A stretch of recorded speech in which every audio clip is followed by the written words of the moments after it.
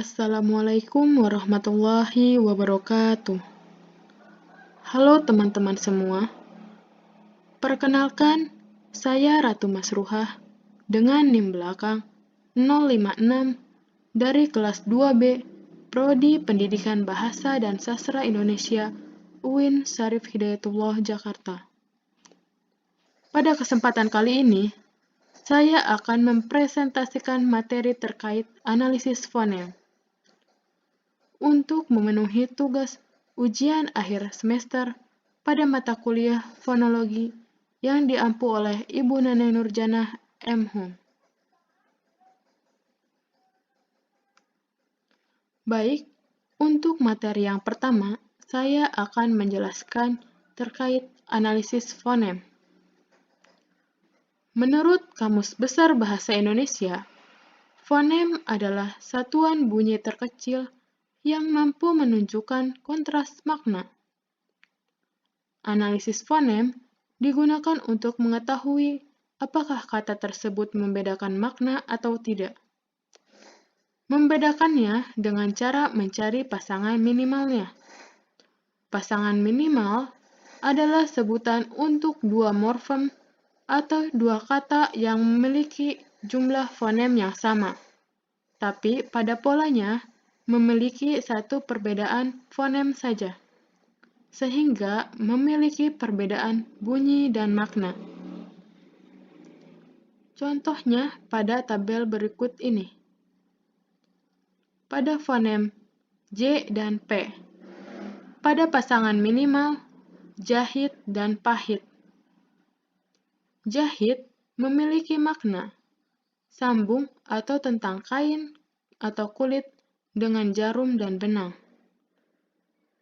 Pahit memiliki makna rasa tidak sedap seperti empedu.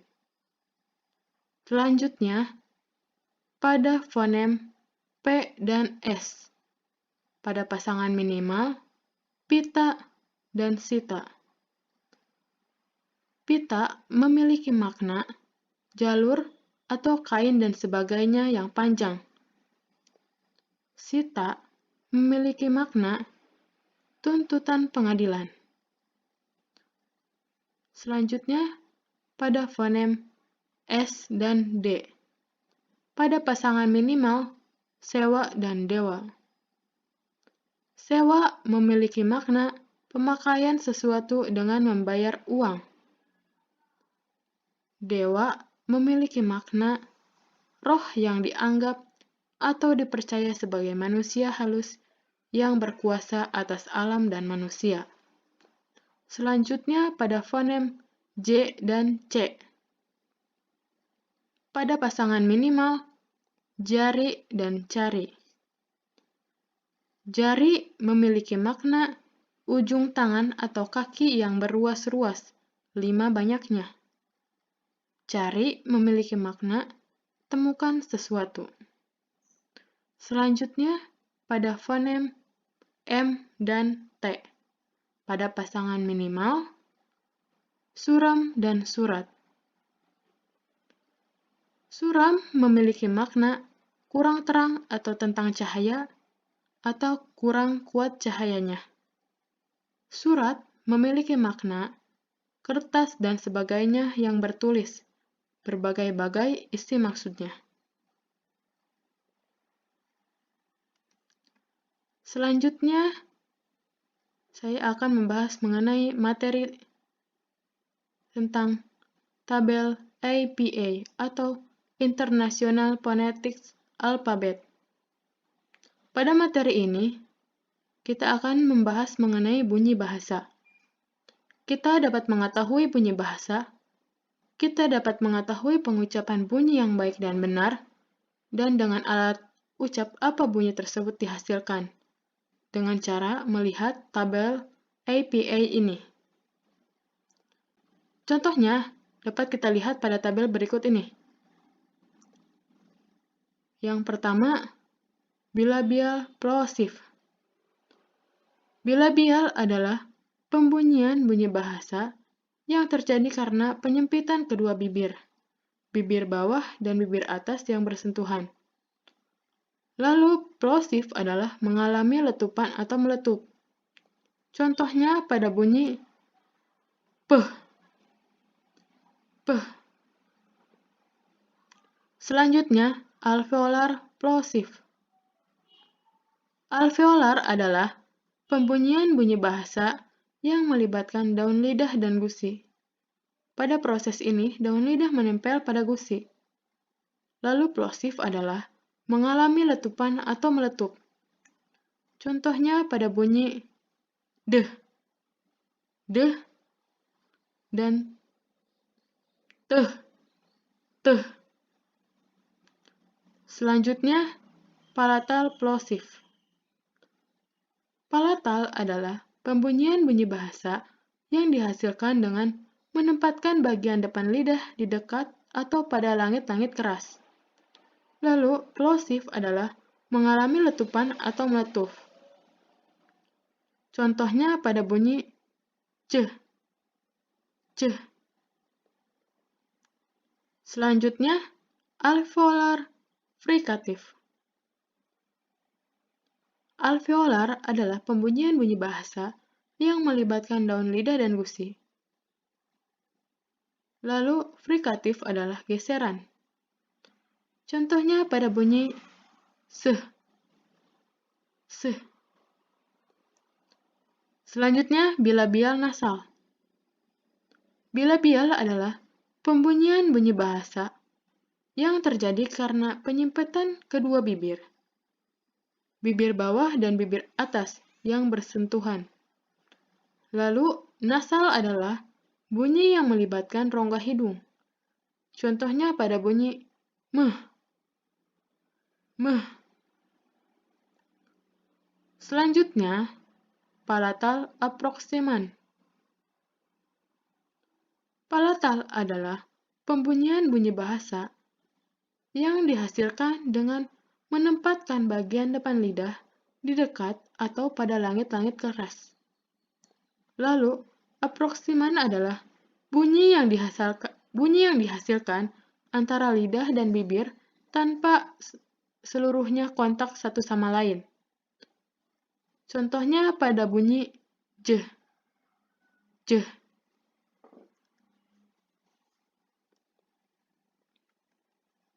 Selanjutnya, saya akan membahas materi tentang distribusi fonem.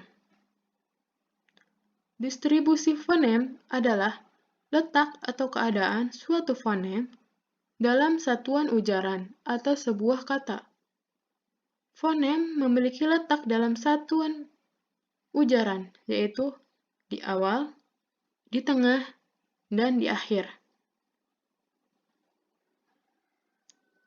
Pada distribusi fonem vokal, contohnya pada tabel berikut ini. Pada fonem A, contoh di awal yaitu abadi. Contoh di tengah yaitu jahit. Contoh di akhir yaitu pita. Selanjutnya, pada fonem I, contoh di awal yaitu ibrah. Contoh di tengah yaitu sita. Contoh di akhir yaitu jari. Selanjutnya pada fonem E, contoh di awal yaitu edisi. Contoh di tengah yaitu sewa. Contoh di akhir yaitu jahe. Selanjutnya pada fonem U, contoh di awal yaitu ujaran.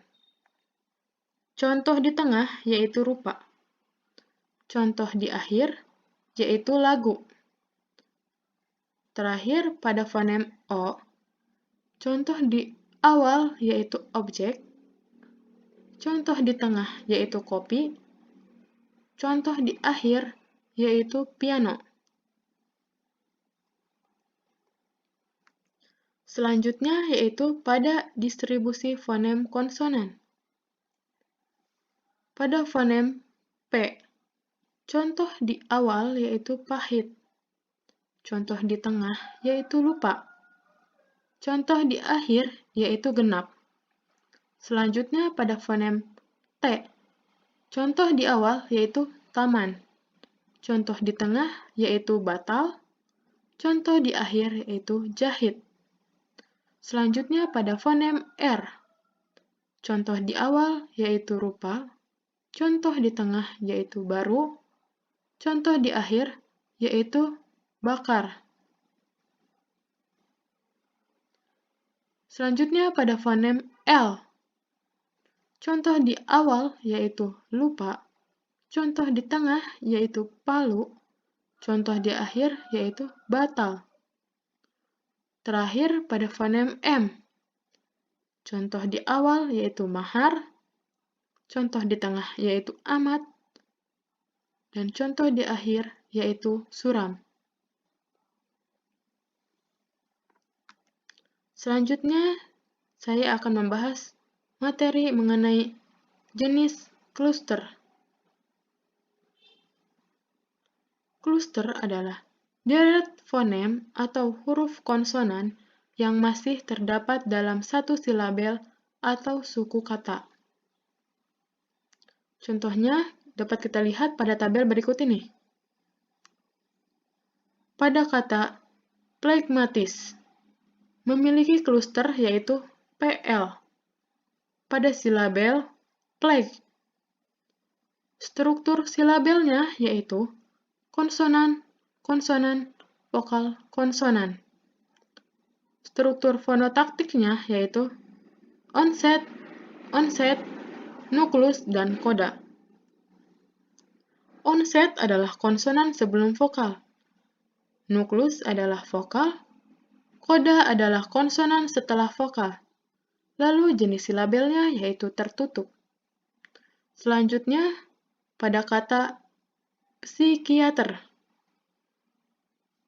memiliki kluster yaitu PS pada silabel psi.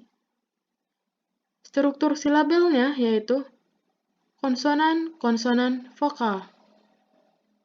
Struktur fonotaktiknya yaitu onset, onset, nuklus. Onset adalah konsonan sebelum vokal, dan nuklus adalah vokal. Lalu jenis silabelnya yaitu terbuka. Selanjutnya pada kata plagiat. Memiliki kluster yaitu PL pada silabel pla. Struktur silabelnya yaitu konsonan, konsonan, vokal. Struktur fonotaktiknya yaitu onset, onset, nuklus. Onset adalah konsonan sebelum vokal, dan nuklus adalah vokal. Jenis silabelnya yaitu terbuka. Selanjutnya, pada kata pribumi, memiliki klaster yaitu PR pada silabel pri. Struktur silabelnya yaitu konsonan, konsonan, vokal. Struktur fonotaktiknya yaitu onset, onset, nuklus. Onset adalah konsonan sebelum vokal, dan nuklus adalah vokal. Lalu jenis silabelnya yaitu terbuka. Dan terakhir, pada kata prasangka, memiliki kluster yaitu PR pada silabel pra. Struktur silabelnya yaitu konsonan, konsonan, vokal. Struktur fonotaktiknya yaitu onset, onset, nuklus. Onset adalah konsonan sebelum vokal, dan nuklus adalah vokal. Lalu, jenis silabelnya yaitu terbuka. Selanjutnya, saya akan membahas mengenai alofon. Alofon adalah realisasi bunyi fonem sesuai dengan lingkungannya. Terkadang, satu fonem memiliki lebih dari satu variasi pembunyian. Contohnya dapat kita lihat pada tabel berikut ini. Pada fonem A, pada suku kata terbuka yaitu sita. Lalu pada suku kata tertutup, yaitu ujaran. Selanjutnya pada fonem I.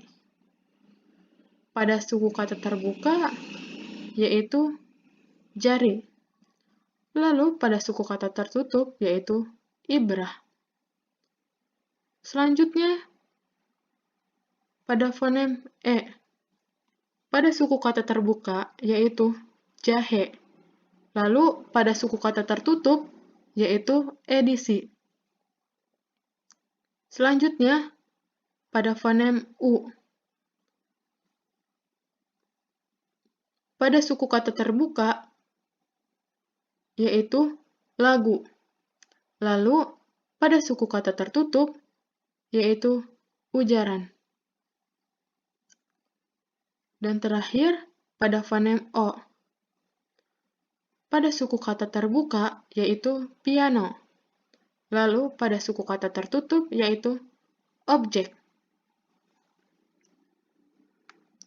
Mungkin hanya itu penjelasan dari saya. Kurang dan lebihnya mohon maaf. Wassalamualaikum warahmatullahi wabarakatuh.